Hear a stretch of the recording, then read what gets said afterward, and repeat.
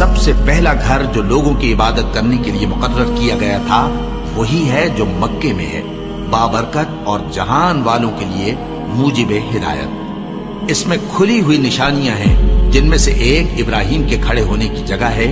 جو شخص اس مبارک گھر میں داخل ہوا اس نے امن پا لیا، اور لوگوں پر اللہ کا حق یعنی فرض ہے کہ جو اس گھر تک جانے کا مقدور رکھے وہ اس کا حج کرے، اور جو اس حکم کی تعمیل نہ کرے گا تو اللہ بھی اہل عالم سے بے نیاز ہے۔ اور جب ہم نے خانہ کعبہ کو لوگوں کے لیے جمع ہونے اور امن پانے کی جگہ مقرر کیا اور حکم دیا کہ جس مقام پر ابراہیم کھڑے ہوتے تھے اس کو نماز کی جگہ بنا لو، اور ابراہیم اور اسماعیل کو حکم بھیجا کہ طواف کرنے والوں اور اعتکاف کرنے والوں اور رکوع کرنے والوں اور سجدہ کرنے والوں کے لیے میرے گھر کو پاک صاف رکھا کرو۔ بے شک کوہ صفا اور مروہ اللہ کی نشانیوں میں سے ہیں، تو جو شخص خانہ کعبہ کا حج یا عمرہ کرے اس پر کچھ گناہ نہیں کہ دونوں کے درمیان چکر لگائے، بلکہ یہ ایک نیک کام ہے، اور جو کوئی نیک کام کرے تو اللہ قدردان ہے، دانا ہے۔ اور اللہ کی خوشنودی کے لیے حج اور عمرے کو پورا کرو، اور اگر راستے میں روک لیے جاؤ تو جیسی قربانی میسر ہو کر دو، اور جب تک قربانی اپنے مقام پر نہ پہنچ جائے سر نہ منڈاؤ۔ اور اگر کوئی تم میں بیمار ہو یا اس کے سر میں کسی طرح کی تکلیف ہو تو اگر وہ سر منڈا لے تو اس کے بدلے روزے رکھے یا صدقہ دے یا قربانی کرے۔ پھر جب تکلیف دور ہو کر تم مطمئن ہو جاؤ تو جو تم میں حج کے وقت تک عمرے سے فائدہ اٹھانا چاہے وہ جیسی قربانی میسر ہو کرے،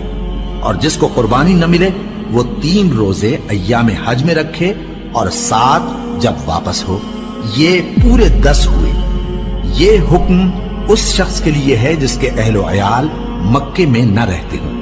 اور اللہ سے ڈرتے رہو اور جان رکھو کہ اللہ سخت عذاب دینے والا ہے۔ حج کے مہینے معین ہیں جو معلوم ہیں،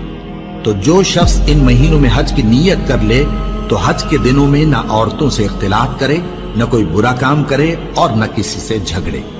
اور جو نیک کام تم کرو گے وہ اللہ کو معلوم ہو جائے گا۔ اور زاد راہ یعنی رستے کا خرچ ساتھ لے جاؤ، کیونکہ بہترین زاد راہ پرہیزگاری ہے۔ اور اے اہل عقل مجھی سے ڈرتے رہو، اس کا تمہیں کچھ گناہ نہیں کہ حج کے دنوں میں بذریعہ تجارت اپنے پروردگار سے روزی طلب کرو۔ اور جب عرفات سے واپس ہونے لگو تو مشعر حرام یعنی مزدلفہ میں اللہ کا ذکر کرو، اور اس طرح ذکر کرو جس طرح اس نے تم کو سکھایا، اور اس سے پیشتر تم لوگ ان طریقوں سے محض ناواقف تھے۔ پھر جہاں سے اور لوگ واپس ہوں وہیں سے تم بھی واپس ہو، اور اللہ سے بخشش مانگو،